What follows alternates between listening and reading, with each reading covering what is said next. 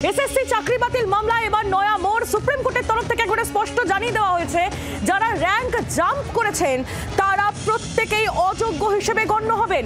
Rank জাম্পে চাকরিহারারা পরীক্ষায় বসার সুযোগ পাবেন না, স্পষ্ট জানিয়ে দিল সুপ্রিম কোর্ট। বিচারপতি সঞ্জয় কুমারের বেঞ্চের নির্দেশে ফের একবার ধাক্কা, আরও বিপাকে পড়লেন এসএসসি চাকরিহারারা। যে খবর আপনাদের জানাচ্ছি, আরও বিপাকে এসএসসি চাকরিহারারা। র্যাঙ্ক জাম্প করে চাকরি পাওয়া প্রত্যেকেই অযোগ্য হিসেবে গণ্য হবেন।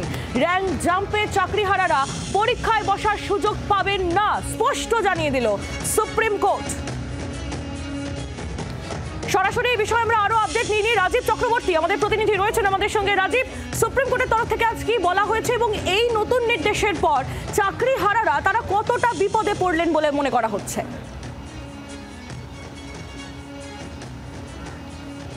দেখো, তোমাকে প্রথমেই এই একটা বিষয় বলে রাখি যে চাকরি হারাদের বলাটা একটু বোধহয় ভুল হবে। চাকরি হারাদের মধ্যে যে অংশ র্যাঙ্ক জাম্প করেছে তারাই, অর্থাৎ যারা যোগ্য বলে দাবি করছেন তারা কিন্তু সম্ভবত এর মধ্যে আসবেন না, কারণ তারা যারা যোগ্য বলে নিজেদের দাবি করছেন তাদের বক্তব্য তারা র্যাঙ্ক জাম্প করেননি, তারা কোনোভাবেই ট্যাম্পারিং করেননি, তাদের ওএমআর শিটে কোনো রকম কাটাছেঁড়া নেই। র্যাঙ্ক জাম্প করে একটা বড় অংশ তারা চাকরি পেয়েছিল এবং সেটি সুপ্রিম কোর্টের যে শুনানি দীর্ঘ চলেছে এই মামলার, অর্থাৎ এসএসসি চাকরি শিক্ষক নিয়োগ যে বাতিল মামলা, সেই শিক্ষক চাকরির যে বাতিল মামলা, সেই মামলাতে দেখা গিয়েছে যে একটা অংশ তাদের র্যাঙ্ক জাম্প করে চাকরি পেয়েছে, অর্থাৎ তাদের সামনে যারা বেশি নম্বর পেয়েছিল, যাদের র্যাঙ্ক আগে, তাদের জাম্প করে অনেকটা পেছনের দিক থেকে এসে তারা অনেক আগে চাকরি পেয়েছেন। এই জায়গায় সুপ্রিম কোর্ট স্পষ্টীকরণ দিয়েছে আজকে যে তারা অযোগ্য হিসেবেই গণ্য হবেন এবং তারা পরবর্তী যে পরীক্ষা হবে অর্থাৎ নিয়োগ পরীক্ষা, সেখানে কিন্তু তারা বসতে পারবেন না। দেখো, এখনও পর্যন্ত এই বিষয়টিতে সুপ্রিম কোর্টের কনফার্মেশন বা ক্লারিফিকেশন কিন্তু ছিল না যে তারা চাকরি পরীক্ষায় বসতে পারবেন কিনা, কিন্তু তারা নিজেরা এসেছিলেন সুপ্রিম কোর্টে। যারা র্যাঙ্ক জাম্প করেছেন তাদের ভেতর থেকে প্রশ্ন ছিল তারা কি চাকরি পরীক্ষায় বসতে পারবেন। সুপ্রিম কোর্টের বিচারপতি সঞ্জয় কুমারের বেঞ্চ আজকে স্পষ্ট করে জানিয়ে দিয়েছেন যে তারা চাকরি পরীক্ষায় বসতে পারবেন না, কারণ তারা অযোগ্য, এবং অযোগ্য শুধু নয়, তাদের এটা বলা যেতে পারে একরকম শাস্তি। এক্ষেত্রে কিন্তু খুব স্পষ্ট করে বলে দেওয়া যেতে পারে যারা নিজেদেরকে যোগ্য বলে দাবি করছেন, যে আন্দোলন করছেন, রাস্তায় নেমেছেন, তাদের পরীক্ষায় বসতে কোনো অসুবিধা নেই, কিন্তু যারা র্যাঙ্ক জাম্প করেছেন সেই তালিকা এসএসসির কাছে রয়েছে, মধ্যশিক্ষা পর্ষদের কাছে রয়েছে, তারা কিন্তু চাকরির পরীক্ষায় বসতে পারবেন না। তার কারণ তাদের ইতিমধ্যেই বাতিল করা হয়েছে চাকরি, এই লজিকেই যে তারা অন্যায় করেছেন, তারা অন্যায়ভাবে চাকরি পেয়েছেন, র্যাঙ্ক জাম্প করেছেন। সেক্ষেত্রে আর্থিক লেনদেনের অভিযোগ কিন্তু সুপ্রিম কোর্টে আমরা শুনেছি দীর্ঘ শুনানিতে হয়েছে। অতএব একটা বিষয়, ধন্যবাদ রাজীব চক্রবর্তী আমাদের প্রতিনিধি ছিলেন সরাসরি আমাদের সঙ্গে।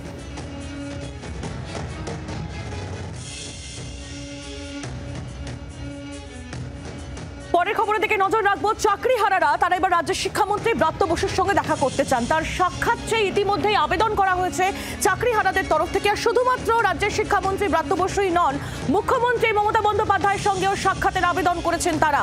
আপনাদের আরও একবার জানিয়ে রাখি, শিক্ষামন্ত্রীর সঙ্গে দেখা করার আবেদন জানিয়ে শিক্ষামন্ত্রীকে চিঠি চাকরিহারাদের এবং একই সঙ্গে মুখ্যমন্ত্রীর সঙ্গেও সাক্ষাতের আবেদন চাকরিহারাদের আবেদন জানিয়ে ইতিমধ্যেই ইমেল করা হয়েছে তাদের তরফে।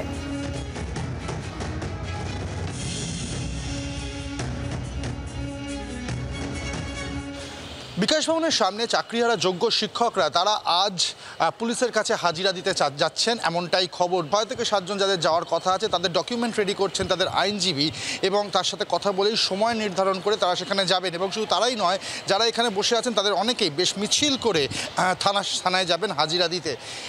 এবং আরও একটা বিষয় খুব গুরুত্বপূর্ণ যেটা উঠে আসছে, চিন্ময় মণ্ডল এই আন্দোলনের অন্যতম মুখ তাকে বলা চলে, তিনি বলছেন যে এই সমস্যার সমাধান এবার তারাও চাইছেন।